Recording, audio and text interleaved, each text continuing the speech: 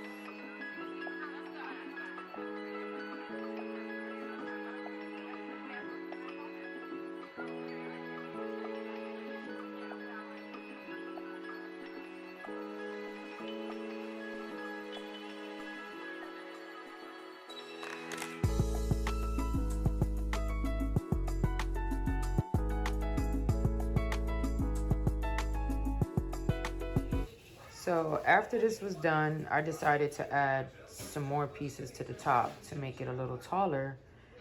And I want to change the color. I want to actually make it gray and brush some white over that because my kitchen is actually gray. It has gray and black and white in it. So I'm going to change this color on it.